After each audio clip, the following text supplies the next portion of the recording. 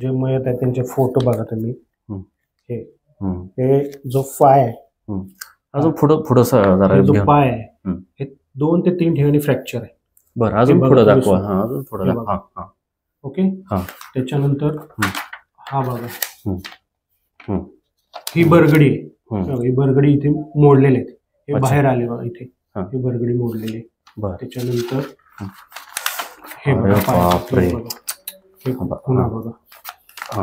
हे पुन्हा बघा तुम्ही. हे काय हाताने मारलेले आहेत का रॉडने नाचलेले आहेत त्यांच्या पायावरती. त्याच्यानंतर हे बघा जखम बघा पायाच्या खालची जखम बघा एकदम. अच्छा. हे बापरे हात बघा. हे बघा बरकडे बघा त्यांच्या इथे बघा या ठिकाणी. बापरे ठिकाणी इथं बघा ते. हे बघा बरकडे इथला जो स्पेस आहे तो बघा. बरं आणि सगळे व्हिडिओ त्याच आरोपीने तुम्हाला पाठवले. हो. हे बघा रिपोर्ट आहे. त्या रिपोर्टवरती सरळ दिसतंय कवटी त्यांची क्रॅक आहे. बरगड्या मोडलेल्या आहेत. पाय 2 ठिकाणी फ्रॅक्चर आहे. इंटरनल ब्लिडिंग आहे त्यांना. जे मारहाण केल्यानंतरच होतं असं कधी होत नाही. त्यांच्या शर्टवरती तुम्ही व्हिडिओ पाहिला तर कळेल शर्टवरती चपलांचे वण आहेत. चपलांचे वण आहेत. चपलांचे वण म्हणजे लाथाबुक्क्यांनी मारहाण केली. बरोबर. माणसाला लाथाबुक्क्यांनी एका इस्मानी केली का नाही 12 इस्मानी जर लाथाबुक्क्यांनी मारहाण केली तर व्यक्ती इंटरनल ब्लिडिंग होणार.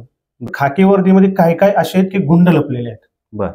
त्याच्यापैकी आहेत ते घनश्याम सोनवणे. ज्यावेळेस आम्ही FIR करायला गेलो त्यावेळेस चक्क आमच्या माणसावरती लाठीचार्ज केला. अरे बापरे. फिर्यादीच्या चुलत्याचे गळे दाबले. कुणी कटरे म्हणून जे कॉन्स्टेबल आहे तिथे. घनश्याम सोनवणे कोणाच्या गाडीमध्ये बसून परत बाहेर गेले परत आले. प्रायव्हेट गाडीमध्ये बसून गेले. कोणाला तरी फोनवर सांगायचे झाले सगळं मॅनेज काय काळजी करू नका आपण मॉब लिंचिंगची केस टाकतो त्यांच्यावरती. मर्डरची केस टाकणारच नाहीये. मर्डरची केस टाकू नये म्हणून आम्हाला सकाळी 11 ते रात्री 9 वाजेपर्यंत थांबवलं. आमच्या इथं बरोबर आल्या पत्रकारांवरती पण त्यांनी ताशेरे ओढले. व्हिडिओ काढून दिले नाहीये. ते लोक बोलतायत जाऊ द्या पडला मरू द्या मेला तर पण कोणी उचलू नका. त्यांनी त्या न्यायालयात पुरावे दिलेले नाहीत. न्यायालयात पुरावे मी दिलेत. चार्जशीट फाईल व्हायच्या अगोदरच आरोपींची 9 आरोपींची बेल झालेली. चार्जशीट फाईल व्हायच्या अगोदरच आरोपींची बेल होत असेल. पहिली गोष्ट पोस्टमॉर्टम रिपोर्टमध्ये पोस्टमॉर्टम रिपोर्ट बी त्यांनी मॅनेज करायचा प्रयत्न केला. कारण त्या सीसीटीव्ही फुटेजची कातरखटावच्या सरकार हॉस्पिटलची ज्यावेळेस आम्ही सीसीटीव्ही फुटेजची मागणी केली आज तागायत आम्हाला दिलेली नाही. तपास जर व्यवस्थित झाला आरोपी सुटतो का नाही. इन्व्हेस्टिगेशन जर ऑफिसर व्यवस्थित तपास करत असेल व्यवस्थित पुरावे देईल कोर्ट बेल देईल का नाही. बरं कोर्टाचं काम आहे का इन्व्हेस्टिगेशन करणं. काम कोणाचं आहे आयोचं. बरोबर. आयोने जे डॉक्युमेंट देईल त्याच्यावरती न्याय देवता ऑर्डर देत असतो. पॉलिटिकल लोक इन्व्हॉल्व आहेत त्याच्यामध्ये. आणि पॉलिटिकल म्हणजे कोण. पॉलिटिकल आहेत ना बडा नेता आहे त्याच्यामध्ये इन्व्हॉल्व. हे संपदा मुंडेंच्या ह्याच्यात एवढं अख्खं देशभर वादळ माजले. मुख्यमंत्री देवेंद्र फडणवीस असतील ते तुषार दोषी असतील ह्यांच्या तोंडात शेण सारायची वेळ आली तरी ते तपास यासाठी नेमत नाहीत. तुमच्या प्रकरणात काय करणार ते. एलसीबी बरोबर केल्यानंतर मग देवकर साहेबांकडे गेल्यानंतर ज्या पद्धतीने एलसीबी तपास करायला पाहिजे होता त्या पद्धतीनं काहीच केलेलं नाही. नमस्कार. लय भारीमध्ये आपल्या सगळ्यांचं स्वागत. आपण सर्वांनी पहिला भाग बघितला असेल की तो पहिला भाग असा होता की खटाव तालुक्यामध्ये एक मर्डर झालेला होता आणि मर्डर झालेले हे भाजपचे कार्यकर्ते होते असं ज्यांचा मर्डर झालेला आहे त्यांची मुलगी सोनाली करचे यांनी आरोप केलेला आहे. आणि त्यांनी असा आरोप केलेला आहे की जयकुमार गोरेच त्यामागे आहेत. तर तो जो मर्डर झालेला आहे तर त्याच्या तपासामध्ये काय काय उणीव आहेत काय काय त्रुटी आहेत. तपास अधिकारी असतील पोलीस अधीक्षक असतील तर ह्या सगळ्यांनी योग्य प्रकारे तपास केला का याची माहिती घेण्यासाठी मी सोनाली करचे यांचे वकील आहेत ॲडव्होकेट गणेश गोरावडे ते माझ्यासोबत आहेत. आणि त्यांच्याकडून ही सगळी प्रक्रिया मी समजून घेणार आहे. योग्य झाली अयोग्य झाली ती कशी झाली प्रक्रिया याविषयी मी त्यांच्यासोबत चर्चा करणार आहे. तर गणेशजी लय भारीमध्ये तुमचं स्वागत. नमस्कार.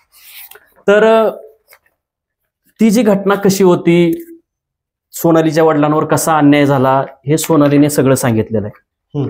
परंतु त्यातल्या कायदेशीर जे बाजू आहेत त्याच्यात पोलिसांनी काय काय लूप होल्स सोडलेले आहेत किंवा योग्य तपास केला असेल तरी योग्य सांगा. माझं काही म्हणणं नाही त्याच्याबद्दल. तर तुम्ही जरा हे याविषयी जरा विस्ताराने सांगा. ठीक आहे. पहिली गोष्ट 15 जून रोजी मला 8:30च्या दरम्यान फिर्यादी जे आहेत ते सोनाली करचे यांचा फोन आला की आबांना फोन केला असता काही ऍक्सिडेंट झाला असे लोक म्हणतात आणि त्यांनी कोणाला तरी उडवले आणि ते पैशाची मागणी करतायत. तर मग म्हटलं तुम्ही घाबरू नका, मी आबांना कॉल करतो. मग मी संजय करचे यांच्या नंबरवरती कॉल केला. तर पहिला फोन उचलला नाही त्यांनी, दुसरा फोन उचलला तर संजय करचे म्हणजे सोनालीचे वडील. मग त्यांना फोन केला असता तर तिथल्या एक अनोळखी विश्वाने उचलला फोन. मग फोन उचलला असता तर मी म्हणलो तुम्ही कोण बोलत आहात. तर त्यांनी अगोदर नाव नाही सांगितलं, फक्त म्हटलं की मी याच गावातील इसम आहे. मग म्हटलं तुम्ही कोण बोलत आहात. तर मग मी म्हटलं मी त्यांचं गाव कुठलं मला सोनालीने सांगितलं ते गाव जरा सांगा. कातर खटावच्या शेजारी बनपुरी. बर. बनपुरी म्हणून आहे, खटाव तालुक्यामध्ये आहे, जिल्हा सातारा. तर मग तिथल्या ज्या युवकांनी फोन रिसिव्ह केला होता तो म्हणला मी याच गावातील आहे. तर मग मी म्हटलं तुम्ही जर आमच्या व्यक्तीने खरंच ऍक्सिडेंट केलेला असेल, झालेला असेल तर तुम्ही तुमची जे काही भरपाई असेल ती आम्ही तुम्हाला द्यायला तयार आहोत. त्यांना तुम्ही मारहाण वगैरे काय करू नका. तर मग ते म्हणले नाही आम्ही काय मारहाण वगैरे केलेलं नाही, पण मारहाण केली हे बोलणं व्हायच्या अगोदर यांनी ऑलरेडी मारलेलं होतं त्यांना. कारण का 2 व्हिडिओ आहेत त्याच्यामध्ये. पहिल्या व्हिडिओमध्ये ते स्वतःहून म्हणतात की काय राव कशासाठी मारताय, मी एवढं काही केलंच नाही तरी तुम्ही मारताय. आणि दुसरा जो व्हिडिओ आहे त्याच्यामध्ये त्यांना चालता येत नव्हतं, बोलता येत नव्हतं. का तर त्यांच्या हा जो पाय आहे तो 3 ते 4 ठिकाणी फ्रॅक्चर होता, बरगड्या फ्रॅक्चर होत्या. व्हिडिओमध्ये तुम्ही जर पाहिलं तर शर्टावरती चपलांचे वण आहेत, म्हणजे लाथाबुक्क्यांनी मारहाण केलेली, त्यांची कवटी फुटलेली आहे. आणि इव्हन दुसऱ्या व्हिडिओमध्ये ते ज्यावेळेस ह्याच्यावरती खाली रस्त्यावरती पडतात त्यावेळेस ते लोक बोलतायत जाऊ द्या, पडला मरू द्या, मेला तर पण कोणी उचलू नका. अच्छा, हे व्हिडिओमध्ये शब्द आहेत व्हिडिओमध्ये. आणि हे व्हिडिओ तुम्हाला कुठून मिळाला. हे व्हिडिओ जे आहेत त्यातला जो 12 नंबरचा आरोपी आहे आशिष देवकर यांनी पाठवलेले आहेत मला स्वतः. म्हणजे एवढे निर्लज्ज आहेत. हा, की मी ज्यावेळेस त्यांच्याशी बोलणं केलं त्यावेळेस मग त्या ज्या इसमाशी बोलणं झालं त्यांनी आशिष देवकरचा नंबर दिला. आशिष देवकरनी मग मी त्यांना म्हटलं तुमचं नुकसान झालं असं तर मला व्हिडिओ पाठवा, आम्ही त्याचा खर्च द्यायला तयार. मग ते म्हटले की आमचा 2 माणसं सातारच्या सिव्हिल हॉस्पिटल ऍडमिट आहेत. म्हणलं त्याचे तुम्ही काय असतील ते बिल द्या, आम्ही तुमचं भरायला तयार. पण त्यांनी आज तागायत कोणालाही एक इंच सुद्धा खर्चलेलं नाही. म्हणजे त्यांच्या माणसाला 1 इंचही खर्चलेलं त्यांनी आज तागायत कोणाला लागलं याचा कुठलाही पुरावा दिलेला नाहीये. दुसरी गोष्ट, आमच्या व्यक्तीला अडवून मारहाण याच्यासाठी केली की पैसे मागणी केली. मग हा गुन्हा जो आहे तो खंडणीमध्येच मोडला जातो. खंडणी मागितली अगोदर, पैसे नाही दिले, मग आमचा व्यक्ती एकटा सापडल्यानंतर मग मारहाण केली. मारहाण अशी केली की रॉड असेल, लाथाबुक्क्या असतील, अनेक गोष्टींनी मारहाण केली. मग त्यांनी हे पाहिलं नाही की बाबा हा व्यक्ती एक आहे, त्याच्या घरी कोणाचं कुटुंब असेल, त्याच्यावरती कोणाची जबाबदारी असेल, काही चुकलं असेल. बरं तुम्ही न्याय देणारे तुम्ही कोण आहात. न्यायदेवता आहे, संविधानाने आपल्याला एवढे हक्क दिलेले आहेत. तुम्ही कोर्टामध्ये जायला पाहिजे होतं, तुम्ही पोलिसांना बोलवायला पाहिजे होतं. त्या ठिकाणी त्यांनी ज्यावेळेस मग काही वाटसुरा असतील ते त्यांनी घेऊन गेले हॉस्पिटलला. ज्यावेळेस हॉस्पिटलला घेऊन गेल्यानंतर ज्यांनी लोकांनी मारले ते लोक पण तिथं होते. त्या ज्या लोकांनी मारले ते लोक तिथं होते. मग ज्यावेळेस आम्ही त्या सीसीटीव्ही फुटेजची कातर खटावच्या सरकार हॉस्पिटलची ज्यावेळेस आम्ही सीसीटीव्ही फुटेजची मागणी केली, आज तागायत आम्हाला दिलेली नाही. पोलीस स्टेशनला दिलेली आहे, पोलीस स्टेशनने आज तागायत कोर्टात सबमिट केली. म्हणजे हॉस्पिटलची सीसीटीव्ही पोलिसांकडे येस. का तर त्याच्यामध्ये जी आरोपीची 12 नावं आहेत त्या 12 पैकी जवळजवळ 8 ते 9 आरोपी तिथे अवेलेबल होते. मग हे निदर्शनास येईल त्याच्यामुळे त्यांनी सीसीटीव्ही फुटेज दिलेले नाहीत. आणि ते सीसीटीव्ही फुटेज दिले आयोजक कांबळे होते त्यांच्याकडे दिले, पण कांबळेंनी आज तागायत चार्जशीट बरोबर कोर्टामध्ये किंवा हे जे आरोपी बेलला गेले त्यावेळेस व्हिडिओ दिलेले नाहीत. तुटपुंजा पुरावा नसल्यामुळे कोर्टाने बेल दिलेली आहे. कोर्टावरती आमचा कुठलाही आक्षेप नाहीये. न्यायदेवता असतील, न्यायदेवतेने त्यांचं काम केलेलं आहे. न्यायदेवतेला जे पुरावे मिळतील त्याच्यावरती ती ऑर्डर होते. त्याच्यामुळे आम्हाला न्यायदेवतेवरती कुठलाही रोष नाहीये. जर तुम्ही जे मगाशी म्हणलात की रस्त्यावर सोनालीच्या वडिलांना मारत असतानाचे व्हिडिओ जे आहेत त्याचं शूटिंग आहे, पुरावे आहेत, तर ते पुरावे तुम्ही पोलिसांकडे दिले का, पोलिसांनी ते न्यायालयासमोर दिले का? हो, आम्ही व्हिडिओ आयोजक कांबळे होते त्यांना त्या क्षणी ज्यावेळेस पाठवले त्याच्या FIR करायच्या दिवशीच त्यांना दाखवले. त्यांनी न्यायालयात पाठवले, पण ज्या आरोपीने नाही मला नीट सांगा, त्यांनी न्यायालयात ते पुरावे दिले का? नाही, त्यांनी ते न्यायालयात पुरावे दिलेले नाहीत. न्यायालयात पुरावे मी दिलेत. अच्छा, तुम्ही दिले? आशिष देवकरच्या बेलमध्ये मी पुरावे दिलेत, अँट्रिसिपिटीच्या बेलच्या पुराव्यामध्ये मी दिलेले सगळे डॉक्युमेंट पेनड्राईव्ह मध्ये. त्यावेळेस त्याची अँट्रिसिपिटी बेल जे आहे अटकपूर्व जामीन त्याचा मेहरबान कोर्टाने रिजेक्ट केलेला आहे. ते हायकोर्टात गेलेलं आहे. हायकोर्टात बी आम्ही त्याच्यामध्ये अपियर झालेलो आहे.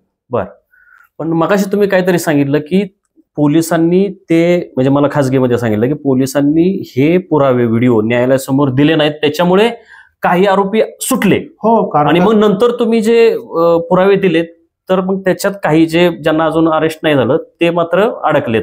हो, त्यांचा बेल न्यायालयाने रिजेक्ट केला. चार्जशीट फाईल व्हायच्या अगोदरच आरोपींची 9 आरोपींची बेल झालेली. बर, चार्जशीट फाईल व्हायच्या अगोदरच आरोपींची बेल होत असेल. पहिली गोष्ट, पोस्टमॉर्टम रिपोर्टमध्ये पोस्टमॉर्टम रिपोर्ट बी त्यांनी मॅनेज करायचा प्रयत्न केला. कंटिन्यू त्या दहिवडीच्या जे अधिकारी होते पोस्टमॉर्टम करणारे त्यांना कंटिन्यू, त्यांचं नाव काय, वैद्यकीय अधिकारी, त्यांचं नाव नाही सांगता येणार, त्यांना कंटिन्यू, मी होतो कारण का त्यावेळेस पोस्टमॉर्टमच्या वेळेस मी पुण्यातून गेलो होतो, तर नातेवाईक असल्यामुळे मी गेलो होतो कारण माझी सख्खी मावशी त्याच गावची आहे. माझ्या माहितीनुसार जो फलटण मधला वैद्यकीय अधिकारी आता वादात सापडलेला आहे धुमाळ, त्याच्याकडेच त्या दहिवडीचा सुद्धा चार्ज आहे, तुम्हाला माहिती आहे का? नाही. तर माझ्या माहितीनुसार त्याच्याकडे दहिवडीचा चार्ज आहे. म्हणजे ज्या धुमाळने फलटणमध्ये शेण खाल्लेला आहे तो तिथं योग्य पोस्टमॉर्टम असेल किंवा वैद्यकीय तपासणी असेल, म्हणजे त्याच्या मार्गदर्शनाखाली होत असेल असं म्हणजे वाटत नाही. हो, कारण का ज्यावेळेस कोर्टाने आयोगांना प्रश्न विचारले की तुम्ही जो पोस्टमॉर्टम रिपोर्ट आलेला आहे त्याच्यावरती तुम्ही त्या अनुषंगाने, पोस्टमॉर्टम रिपोर्टमध्ये स्पष्ट उल्लेख आहे त्यांच्या बरगड्या फ्रॅक्चर आहेत, डोक्याची कवटी फ्रॅक्चर आहे, पाय मोडलेले आहेत, इंटरनल ब्लिडिंग आहे, त्याच्यामुळे डेथ होऊ शकते. पण त्यांना कंटिन्यू कोणाचे फोन येते ते काय माहिती, डॉक्टरांचा जर सीडीआर काढला तर सर्व बाहेर येईल की कोणाचे फोन होते ते, कोणाचा दबाव येत होता. ते व्हॉट्सअप कॉलवर येतात ना, व्हॉट्सअप कॉलवर बडी हँडल हुशार असतात, दुसरे जास्त त्यांचे 50 PA असतात त्यांच्या फोनवर. व्हॉट्सअप कॉलवरती जरी आला तर व्हॉट्सअप कॉलची पण डिटेल्स निघते. आपली जी पोलीस यंत्रणा आहे महाराष्ट्र राज्याची ती फास्ट आहे, भरपूर. त्यांना माझे सगळे, मला अटकेत असताना माझे सगळे व्हॉट्सअप कॉल्स काढले होते, त्याच्यात त्यांना काही सापडलं नाही, हा भाग निराळा. परंतु एखाद्याला खोटं काय करायचं असेल तर तिथं सगळं तपास करत बसतील, पण खऱ्या जिथं गरज आहे तपास करायचा तिथं करणार नाहीत. बरोबर. त्यांना जर मनापासून, अशी भरपूर पोलीस अधिकारी, आम्ही प्रत्येकाला करप्ट म्हणत नाही. मी ज्या म्हणजे राज्यात जन्मलो, म्हणजे महाराष्ट्र असेल, माझ्या देशावरती प्रेम आहे, मी आणि माझ्या महाराष्ट्र पोलिसावरती मी सगळ्यावरती ब्लेम करू शकतो. पण खाकी वर्दीमध्ये काही काही असे आहेत की गुंड लपलेले आहेत. त्याच्यापैकी आहेत ते घनश्याम सोनवणे. ज्यावेळेस आम्ही FIR करायला गेलो त्यावेळेस चक्क आमच्या माणसावरती लाठीचार्ज केला. अरे बापरे. फिर्यादीच्या चुलत्याचे गळे दाबले. कुणी? कटरे म्हणून जे कॉन्स्टेबल आहे तिथे. त्याच्यानंतर ओळखतो मी त्या कटरेला, त्याला पोलीस कस्टडीत असताना तो फार लुडबुड करायचा. आम्ही हे बोलतोय जर खोटं असेल ना तर त्यांनी फक्त 17 तारखेचे जे आम्ही FIR करायला गेलो होतो ना, सकाळपासून ते संध्याकाळी 12 पर्यंतचे हे सीसीटीव्ही फुटेज फक्त द्यावे. त्यांनी सीसीटीव्ही फुटेज द्यावे. सीसीटीव्ही फुटेज मध्ये त्यांनी काय काय गोष्टी केल्या, काय काय नाही केल्या, त्यांना कोण येऊन भेटलं, किती जण आले, कोण आले, कशासाठी आले, घनश्याम सोनवणे कोणाच्या गाडीमध्ये बसून परत बाहेर गेले, परत आले, प्रायव्हेट गाडीमध्ये बसून गेले, कोणाला तरी फोनवर सांगायचे, झाले सगळं मॅनेज, काय काळजी करू नका, आपण मॉब लिंचिंगची केस टाकतो त्यांच्यावरती, मर्डरची केस टाकणारच नाहीये, मर्डरची केस टाकू नये म्हणून आम्हाला सकाळी 11 ते रात्री 9 वाजेपर्यंत थांबवलं. मग इतर नातेवाईकांचे, आमचे नातेवाईक असतील, त्यांचे जे नातेवाईक असतील त्यांनी मग ठय्या आंदोलन धरलं. मग आमच्या काही लोकांनी आमच्या इथं बरोबर आल्या पत्रकारांवरती पण त्यांनी ताशेरे ओढले, व्हिडिओ काढून दिले नाहीये. याचं सीसीटीव्ही फुटेज त्यांनी फक्त द्यावं 17 तारखेचं, त्याच्यामुळे सर्व बाहेर येईल. बरं, आज तागात त्यांनी सीसीटीव्ही फुटेज दिलेलं नाहीये. आणि कोर्टामध्ये पण सादर नाही केलेलं आहे. जे कातरखेडाचं हॉस्पिटल आहे त्याचे सीसीटीव्ही फुटेज फक्त त्यांनी द्यावेत, आरोपी निष्पन्न होतील. तुम्ही म्हणलात की मॉब लिंचिंगचा गुन्हा दाखल करणार होते ते, मग कुठला गुन्हा दाखल केलाय आता? नाही, आम्ही ठाम होतो, आमच्या व्यक्तीचा मर्डर झालेला आहे, आम्हाला 302च पाहिजे. पाहिजे म्हणजे याचा अर्थ जो रिपोर्ट आहे, जो रिपोर्ट आहे त्या रिपोर्टवरती सरळ दिसतंय कवटी त्यांची क्रॅक आहे, बरगड्या मोडलेल्या आहेत, पाय 2 ठिकाणी फ्रॅक्चर आहे, इंटरनल ब्लिडिंग आहे त्यांना, जे मारहाण केल्यानंतरच होतं, असं कधी होत नाही. त्यांच्या शर्टवरती तुम्ही व्हिडिओ पाहिला तर कळेल, शर्टवरती चपलांच्या ओण आहेत, चपलांचे वन आहे. चपलांचे वन म्हणजे लाथाबुक्क्यांनी मारहाण केली. बरोबर. माणसाला लाथाबुक्क्यांनी एका इस्मानी केली का? नाही, 12 इस्मानी जर लाथाबुक्क्यांनी मारहाण केली तर व्यक्ती इंटरनल ब्लिडिंग होणार. मारहाण झाली तर आतमधून ब्लड त्यांचं हे झालं, त्याच्यामुळे त्यांचा मृत्यू झालेला आहे. हा मृत्यू ब्लॉस ब्लिंचिंग मध्ये बसतो का? हा मर्डर मध्येच बसतो ना. बरं, ते आणि खंडणी मागून मारहाण केलेली आहे, खंडणीचा पण गुन्हा दाखल झाला पाहिजे. त्यांनी काय कॉल रेकॉर्डिंग वगैरे आहेत तुमच्याकडे? कशाचे? ते पैसे पाठवा म्हणत होते त्याचे. हा, पैसे पाठवते फिर्यादीला म्हणत होते की आपण बाहेरच्या बाहेर. हा, मला पण बोललेले आहेत, त्याचं रेकॉर्डिंग आहे की आपण तुम्ही पोलीस स्टेशन मध्ये जाणार आहात का बाहेरच्या बाहेर मिटवायचे. मग ज्यावेळेस त्यांनी हे प्रकरण असं सांगितलं तुमच्या व्यक्तींमुळे, म्हणजे तुमच्या व्यक्तीनं लोकांना उडवलं, तर त्यावेळेस मला ठीक आहे, तुम्ही पोलीस स्टेशन बोलायचं असेल तर बोला किंवा तुम्हाला बाहेरच्या बाहेर मिटवायचं असेल तर मिटवा, पण खरंच जर झालेलं असेल तर तुमचा आम्ही खर्च द्यायला तयार आहोत.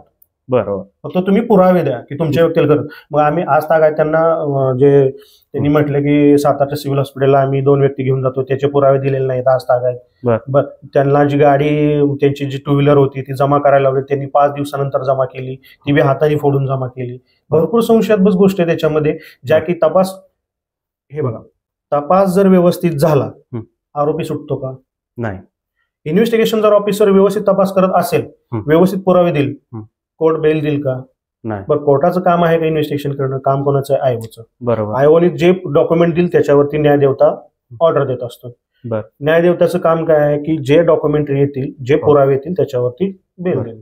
मग असं तुम्ही जे बोलला की पोस्टमॉर्टम झालं, तर त्या पोस्टमॉर्टम मध्ये हे आले का सगळं बरकड्यांचं? हो, पोस्टमॉर्टम रिपोर्ट मध्ये आहे, पण ज्या गोष्टी अजून द्यायला पाहिजे होत्या की रिझन मारहाणीमुळे झाले, त्यांनी काय ठेवलं? राखून ठेवलं. अच्छा, ते त्याच्यात नमूद नाही केलं का? राखून ठेवलं, ते नमूद नाही केलं. त्याच्यामुळे का? तर याच्यामध्ये कुठेतरी सुटका येईल आरोपींना. मग प्लेंडिंग का ठेवलं? आरोपींची बेल व्हावी म्हणून. बरं. त्याच्यामुळे तर आरोपीची कोर्टाने आयोगाला विचारलं रिझन याच्यामध्ये का राखून ठेवलंय. मग आम्ही त्यांना कोर्टाला तेच सांगितलं, साहेब मारहाणीमुळे मृत्यू झालाय, हे कोर्टाने याच्यामध्ये खूप राजकारण आहे आणि त्याच्यामध्ये खूप काही गोष्टी इन्व्हॉल्व आहेत. बरं. पॉलिटिकल लोक इन्व्हॉल्व आहेत त्याच्यामध्ये. आणि पॉलिटिकल म्हणजे कोण? पॉलिटिकल आहेत ना, बडा नेता आहे त्याच्यामध्ये इन्व्हॉल्व. म्हणजे कुठल्या राष्ट्रवादी काँग्रेसचा आहे, काँग्रेसचा आहे, शिवसेनेचा आहे, असं भाजपचा आहे, कोण आहे? पक्षाचं कुठल्या सांगता येणार नाही, पण बडा नेता आहे 100%. ते तर इन्व्हेस्टिगेशन मध्ये घनश्याम सोनवणेला कोणी कॉल केलेत, त्याचा जर सीडीआर काढला, व्हॉट्सअप कॉल असो किंवा काय असो, तर बाहेर येईल सत्य. बरोबर. कोणी कॉल केले ते बाहेर येईल. आम्हाला मी असं कोणावरती आरोप करत नाही कुठल्या नेत्यावरती, पण बडा नेता आहे 100%. बरं. अच्छा, असं तुम्हाला दिसतंय स्पष्ट? हा, मग एवढ्या घनश्याम सोनवणे एक PI म्हणून, एक पोलीस निरीक्षक म्हणून एवढ्या दबावाखाली न घेण्याचं कारण काय? बरं. मग याचा बेनिफिट कोणाला आहे? नेत्याला आहे की बाबा माझे लोकांवरती अन्याय होतोय किंवा बाबा माझ्या मतदानावरती नंतर फरक पडेल का किंवा काय होईल का? याच्यामध्ये अनेक आहेत. मग कोणता नेता आहे बाबा किंवा काय नाही, अनेक आहेत. असं मी म्हणू शकत नाही हाच नेता असेल त्याच्यामध्ये किंवा त्या पंचक्रोशीत भरपूर नेते. त्याच्यामुळे कोण आहे मी स्वतःहून सांगू शकत नाही. इन्व्हेस्टिगेशन मध्ये ते जर सीडीआर काढले तर निघून जाईल त्याच्यामध्ये. आता मला सांगा की घनश्याम सोनवणे योग्य तपास करत नाहीत असा आरोप करून सोनाली करचे म्हणजे फिर्यादी ज्या आहेत त्या तुषार दोषींकडे गेल्या. म्हणजे त्यांनी काहीतरी उपोषणाचा इशारा दिला आणि त्या तुषार दोषी जे SP आहेत साताऱ्याचे, त्यांना बोलवून घेतलं आणि अरुण देवकर यांच्याकडे तपास दिला. तो तरी तपास योग्य झाला का? मी सांगतो, त्याच्यामध्ये मी पण होतो. 14 ऑगस्ट रोजी आम्ही उपोषणाला बसणार होतो, कारण 15 ऑगस्टला बसणार होतो, तर आम्हाला त्याची परमिशन दिली नाही त्यांनी. मग आम्ही 14 ऑगस्टलाच पत्र अगोदरच दिलं होतं. 14 ऑगस्टला आम्ही उपोषणाला बसणार होतो. आम्ही 14 ऑगस्टला गेलो. मग त्याच्यानंतर लगेच तिथे पोलीस आले की म्हटले SP साहेबांनी तुम्हाला बोलवलेलं आहे, तुम्ही उपोषणाला बसू नका, SP साहेबांनी तुम्हाला बोलवलं. ठीक आहे. मग आम्ही संविधानाच्या हिशोबाने आम्ही त्यांना एवढं सांगितलं, आम्ही कुठलंही गैरवर्तन करणार नाही. आम्हाला न्यायिक हक्क आहे, त्या न्यायाच्या हक्काने आम्ही आमची बाजू मांडणार आहे आणि आम्ही आमच्या हिशोबाने कुणालाही त्रास होणार नाही, काय होणार नाही, या हिशोबाने आम्ही उपोषणाला बसणार. मग त्याच्यानंतर SP साहेबांनी बोलवल्यानंतर मग आम्ही गेलो, SP साहेबांना भेटलो. मी SP साहेबांना सांगितलं की ह्या गोष्टीमध्ये भरपूर काही गोष्टी आहेत. फिर्यादीचे आई असेल, फिर्यादीचे भाऊ असतील, काही नातेवाईक होते. मग मी होतो त्याच्यामध्ये. आम्ही गेलो, मग आम्ही भेटलो आणि SP साहेब मला सत्य परिस्थिती जी काय सांगितली की याच्यामध्ये इन्व्हेस्टिगेशन व्यवस्थित होत नाहीये, तर आम्हाला तपास चेंज करायचा आहे असं फिर्यादीने सांगितलं. आम्हाला तपास नकोय. मग त्यांनी सांगितलं, आम्ही म्हटलं आम्हाला एलसीबीला देऊन टाका तपास. मग त्याच्यानंतर एलसीबीच्या पीआय जे देवकर साहेब आहेत त्यांना बोलवून घेतलं आणि त्यांच्याकडे तपास वर्ग केला. पण त्यांच्याकडे तपास वर्ग केल्यानंतर कुठल्याही गोष्टीमध्ये जी एलसीबीची ताकद आहे, म्हणजे जे पोलीस खात्यामध्ये एलसीबीची ताकद आहे. तुम्ही जे म्हणला अरुण देवकरांकडे तपास दिला, तर ते अख्ख्या सातारा जिल्ह्याला माहिती आहे अरुण देवकर हा जयकुमार गोरेंचा चमचा आहे. तर हा मी अगदी खरा शब्द वापरतो, म्हणजे आमच्या पत्रकारितेतली भाषा आहे. आणि सोनाली ज्या आहेत फिर्यादी त्यांनी स्पष्ट उल्लेख केलेला आहे की ते जयकुमार गोरेंचा चमचा असल्याचं त्यांना नंतर कळलं. तर त्यांनी 3 महिन्यात काहीच प्रगती केलेली नाही तपासात. तर फिर्यादी कारण का त्या तपासाविषयी सांगा. अरुण देवकरांनी तपास योग्य केला का? नाही, एसपी साहेबांना भेटल्यानंतर एसपी साहेबांनी पहिल्या तुमच्या काय मागण्या आहेत त्या विचारणा केल्या. मग आम्ही सांगितलं आमच्या मागण्या अशा आहेत की बाबा जे आरोपी फरार आहेत ते ज्या ठिकाणी म्हणजे जे त्यांना कोण मदत करते त्यांना सहआरोपी करा, हे संविधानिक आहे. ज्या आरोपीला कोण मदत करते त्याला सहआरोपी करतातच. त्यांनी मागणी मान्य केली. दुसरी गोष्ट, आमचा तपास आहे तो एलसीबीकडे वर्ग करावा, ती मागणी मान्य केली. मागणी आमच्याकडे आहे त्याचे डॉक्युमेंट पण. परत दुसरी गोष्ट, जर आरोपी सापडलेच नाहीत, चार्जशीट फाईल व्हायच्या अगोदपर्यंत सापडले नाही, तर आम्ही त्याचे जाहीर नोटीस काढू.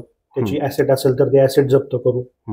अशा गोष्टी त्यांनी सांगितल्या. त्याच्यानंतर मग जे फिर्यादी असतील त्यांच्या नातेवाईक ज्या मागण्या होत्या, आमच्या 10-12 मागण्या होत्या, त्या त्यांनी मान्य केल्या. त्याच्यामुळे आम्ही ज्या मागण्या होत्या त्या मान्य केल्यामुळे मग आम्ही उपोषण स्थगित केलं. उपोषण स्थगित केल्यानंतर मग एलसीबीकडे वर्ग केला. एलसीबीकडे वर्ग केल्यानंतर मग देवकर साहेबांकडे गेल्यानंतर ज्या पद्धतीने एलसीबी जर तपास करायचं म्हटलं तर काही करू शकतो. अच्छा, त्याच्याकडे तेवढी पॉवर आहे. बरोबर. ज्या पद्धतीने एलसीबीने तपास करायला पाहिजे होता त्या पद्धतीनं काहीच केलेलं नाही. जसं ह्यांनी म्हणजे घनश्याम सोनवणे यांनी जे तपास केलाय त्या डॉक्युमेंटच्या आधारे फक्त जबाब घेतले, जबाबामध्ये काय आहे ते घेतलं आणि चार्जशीट सबमिट करून टाकले. एका महिन्यामध्ये त्यांनी काय तपास केला, कुठे कुठे गेले तपासासाठी, यांनी आम्हाला फिर्यादीला त्यांनी स्वतःहून सांगितलं होतं की जो काही तपास होईल, जे काही होईल किंवा चार्जशीट फाईल होईल ते सगळं तुम्हाला दाखवलं जाईल आणि मगच फाईल केली जाईल असं त्यांनी स्वतःहून फिर्यादीला म्हटलं होतं.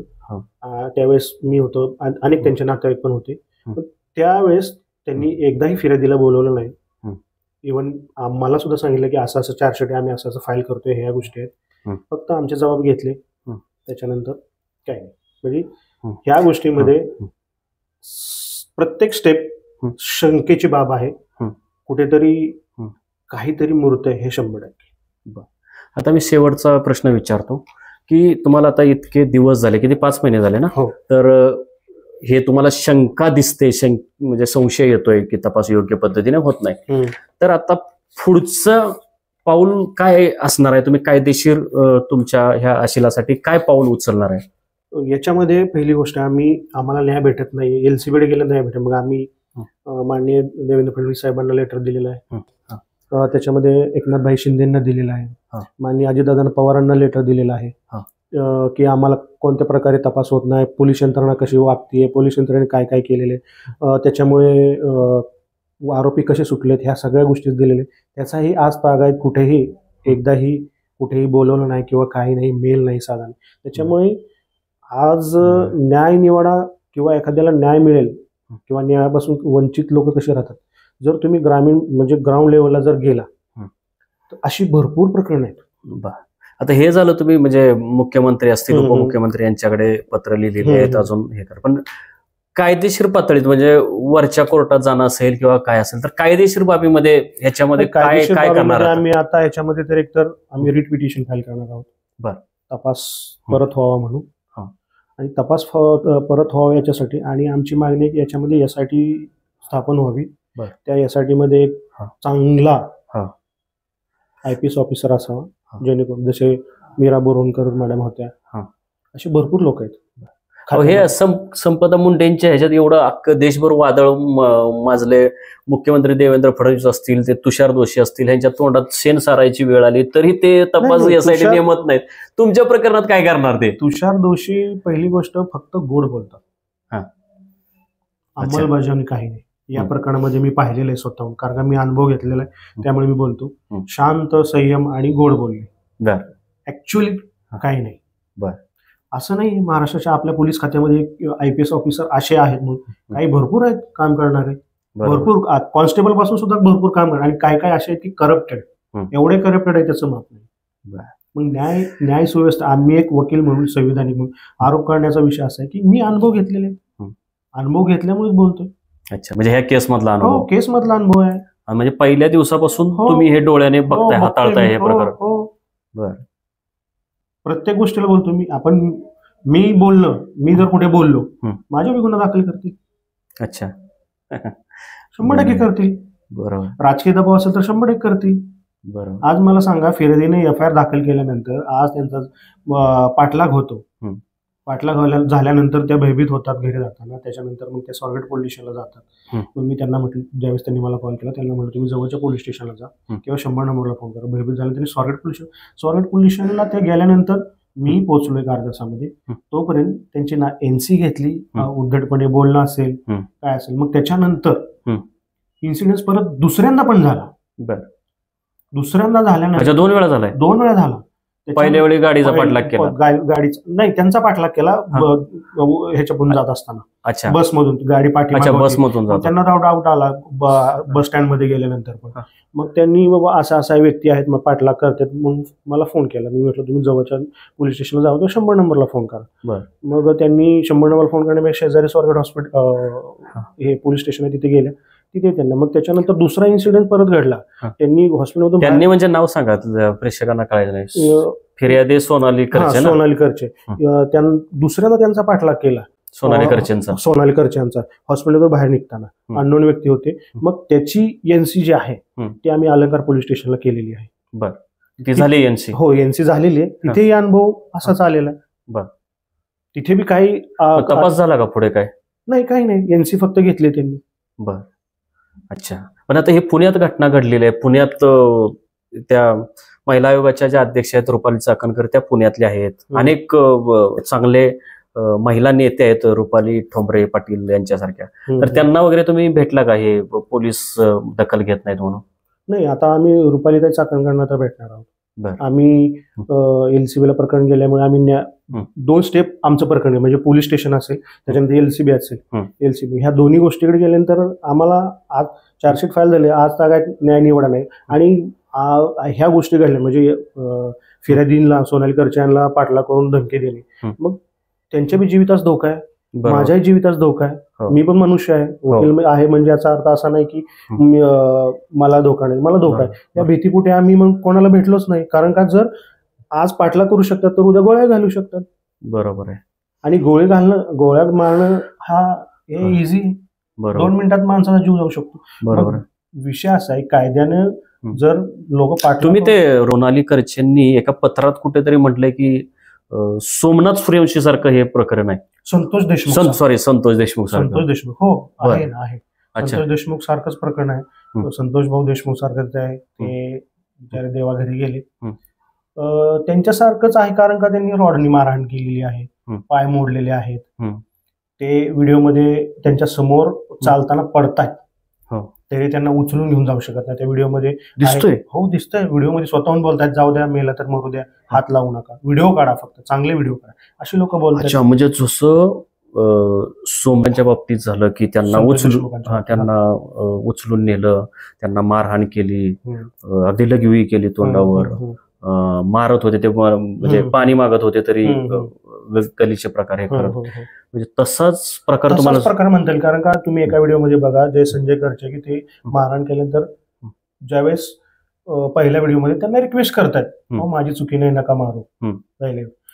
आवाज येतोय, हो आवाज येतोय, आवाज आहे, त्याचे व्हिडिओ आहेत, ते स्वतः आरोपीने पाठवले. बरं. आणि दुसऱ्या व्हिडिओमध्ये म्हणजे त्या संतोष देशमुखांच्या केसमध्ये तसं आरोपीने शूटिंग केलं होतं. हो, तसं इथंही या निर्लज्ज आरोपीनेच शूटिंग केलं. याच्यामध्येच आमचं म्हणणं तेच आहे, यासाठी नेमली की जे आरोपीचे आहे मोबाईल आहेत, आता त्यांनी तर सगळे जे आरोपी होते त्यांचे मोबाईल चेक केले, व्हिडिओ आहेत, मारहाणी केल्याचे व्हिडिओ आहेत आरोपींकडे. बरं. ज्या आरोपी बेलवरती सुटल्यानंतर त्या गावामध्ये त्यांनी फटाकडे वाजवले. बरं. निर्दोष वाघ आला वगैरे काय काय कोण नावं सांगा जरा त्या नाही, आता आरोपीची. त्यांची नावं नाही सांगता येणार, पण आरोपीची की हाच व्यक्ती आहे म्हणून. बरं. पण ज्यावेळेस सुटले आरोपी सगळे हो. त्यावेळेस त्यांनी गावामध्ये फटाकडे वाजवले, हो. वाघ आला परत असे स्टेटस ठेवले. बरं. आमचा नाच त्याचे आहेत का त्याचे काही आमचा नाच स्नॅपशॉट वगैरे आहेत तुमचे? नाही, त्याचे लोक सांगतात, पण तिथली जी लोक आहेत हो. ज्यांनी व्हिडिओ पाहिले हो. ती भीत आहेत ना, अच्छा. बर सांगायला भीत आहेत ते. बर. पण आसपासच्या गावामधले काही हो. जे आमच्या म्हणजे ओळखीचे आहेत किंवा ते सांगतात, पण ते समोर यायला भीत आहेत का, तर त्यांना तिथे राहायचंय. बर. मग मला सांगा, एवढी मोठी ही घटना घडली त्या आमच्या मानखटावमध्ये, तर तिथं न्याय देणारे इतर राजकीय पक्ष असतील, समजा एक विशिष्ट राजकीय पक्षाने नाही न्याय दिला, अन्य कोणी तुमच्या पाठीशी राहिले नाहीत का उभे? नाही, कुणीही पुढे आलं नाही. माहित तरी तुम्ही त्यांच्यापर्यंत गेला तरी होता कोणापर्यंत तरी बाबा न्याय द्या वगैरे? नाही, प्रकरण एवढं पहिली गोष्ट पत्रकारितेने पण हे प्रकरण खूप दाबण्याचा प्रयत्न केला. तिथले मानखटाव मधले सातारा जिल्ह्यातले पत्रकार हे ताटाखालचे मांजर आहेत तिथल्या स्थानिक नेत्यांच्या. मी स्वतः पत्रकार 25 वर्ष असलेलो, माझ्या विरोधात बातम्या लावलेत. ते तिथले पत्रकार नालायक आहेत मॅक्झिमम. असणारे चांगले आहेत, दबावापोटी भीतीपोटी गप्प बसतात, परंतु मॅक्झिमम पत्रकार हे नालायक आहेत. आणि म्हणजे त्यांना पत्रकार म्हणताच येणार नाही, पत्रकार म्हणूही नाही ते, असल्या लायकीचे ते पत्रकार आहेत. त्यामुळे मी तुमचं म्हणजे खरं तर ह्या व्हिडिओच्या माध्यमातून त्या पत्रकारांना मी सांगू इच्छितो की अरे, एका माणसाला कुणीतरी मारलंय आणि तुम्ही त्याच्या बातम्या देत नाही. प्रकरण जास्त हायलाइट व्हायला लागल्यानंतर मग दाबण्याचा प्रयत्न केला, म्हणजे फॉलोअप नाही घेतला, फॉलोअप नाही, त्याच्या खोलात नाही शिरले. मग ते म्हणजे पत्रकारांचा हा धर्म आहे की एखादी घटना घडली की त्याच्या खोलात गेलं पाहिजे, मुळाशी गेलं पाहिजे, ते कुणीच गेलं नाही. हा, शेवटी आपण त्यांच्यावरती रोष नाही ठेवू शकत. शेवटी त्यांनी बातमी असेल किंवा काय असेल ते त्यांनी देण्याचा प्रयत्न केला, किंवा त्यांना कोणी सांगितलं असेल किंवा त्यांचा कोणाचा दबाव असेल, पण आमचा रोष नाही त्यांच्यावरती. त्यांनी त्यांचं काम केलेलं आहे, आम्ही कोणावरती रोष म्हणू शकत नाही की त्यांनी आमच्या ह्या गोष्टी केल्या. शेवटी प्रत्येकाला न्याय म्हणजे संविधान आहे की आम्हाला जर त्यांनी बाईट घेतली आमची दिलीच पाहिजे असं आमचं म्हणणंच नाही, कारण का त्यांचा तो नाही. पण ते पत्रकारितेचा धर्म जो आहे की बाबा एखाद्यावर अन्याय झालाय तर पत्रकारितेच्या माध्यमातून आपण त्याला न्याय दिला पाहिजे, आणि जिथं पोलीस यंत्रणा चुकीची वागते ते लोकांच्या समोर आणलं पाहिजे. परंतु ते तिथले मॅक्झिमम पत्रकार त्या पोलिसांनाच घाबरतात, त्यांच्याकडनं पुरस्कार घेतात. म्हणजे तिथली माझी विनंती आहे त्या मानखटावमधल्या पत्रकारांना की पहिलं पोलीस खात्याकडनं ते पत्रकार म्हणून पुरस्कार घ्यायचं बंद करा. पोलीस खात्याला अधिकारच नाही कोण पत्रकार चांगला किंवा वाईट आणि त्याला पुरस्कार द्यायचा, तुम्हाला हा अधिकारच नाही पत्रकारांना, ते पुरस्कारच बेकायदा आहेत. तर पहिलं ते बंद केलं पाहिजे. तर आणखी काय तुम्हाला बोलायचे? नाही, आपण याच्यामध्ये काही पुरावे आहेत ते तुम्हाला दाखवतो. आता हे तुम्ही फोटो पहा फक्त एकदा, जे मयत आहे त्यांचे फोटो बघा तुम्ही. हे जो पाय आहे, अजून पुढं जो पाय आहे हे 2 ते 3 ठिकाणी फ्रॅक्चर आहे. बरं, अजून पुढे दाखवा. अजून पुढे दाखवा. ओके. त्याच्यानंतर हा बघा, ही बरगडी, ही बरगडी इथे मोडलेली आहेत, हे बाहेर आले बघा, इथे ही बरगडी मोडलेली. त्याच्यानंतर हे बघा, हे पुन्हा बघा, हे पुन्हा बघा तुम्ही, हे काय हाताने मारलेले आहेत का, रॉडने नाचलेले आहेत त्यांच्या पायावरती.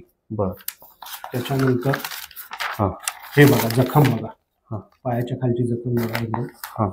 अच्छा. ते एक मिनिट, ते जो काळा स्पॉट दिसतोय ते कसली जखम आहे? मारलेलं आहे ते रॉडने. अच्छा. बरं, एक्सरे वगैरे आहेत का तुमच्याकडे? नाही, त्याची पोस्टमॉर्टम. अरे बापरे, हात बघा, हे बघा बरकडे बघा त्यांच्या इथे बघा, या ठिकाणी, बापरे, ठिकाणी इथं बघा ते. हे बघा बरकडे इथला जो स्पेस आहे तो बघा. बरं, आणि सगळे व्हिडिओ त्याच आरोपीने तुम्हाला पाठवले? हो. हे बघा, मगाशी तुम्ही बोलला होता की लाताबुक्क्याचे वण आहेत, ते आहे का व्हिडिओमध्ये? ते व्हिडिओमध्ये आहेत ना. बर, बापरे, अशा पद्धतीनं अमानुषपणे मारहाण केली. हे सगळे पुरावे आहेत या केस संदर्भातले. काही आमच्या मागण्या ज्या होत्या त्याचे पुरावे आहेत, SP साहेबांनी मागण्या मान्य केलेल्या. बरं. त्याच्यामध्ये त्या मागणीच्या अनुषंगाने काही मदत नाही झालेली. तर गणेशजी, हे सगळं प्रकरण मला समजलेलं आहे. प्रेक्षकांनाही तुम्ही सगळं सांगितलेलं आहे. अजून गरज बसली तरी आपण आवाज आणखी उठवू, आणखी मुलाखती घेऊ. अशा 1-2 काय अगदी 10 म्हटलं तरी मुलाखती घेऊया. तर आता आपण तूर्त थांबूया आणि तुमच्या लढाईला म्हणजे सोनालीताईंच्या लढाईला लय भारीकडून आणि व्यक्तिशः पत्रकार म्हणून माझ्याकडून मी पाठीशी त्यांच्या ठामपणे उभं राहीन. आणि आपण आशा करूया की हे निरडावलेलं, निर्लज्ज, बेशरम जे सरकार आहे त्यांना काहीतरी पाजर फुटेल अशी आपण आशा करूयात. धन्यवाद.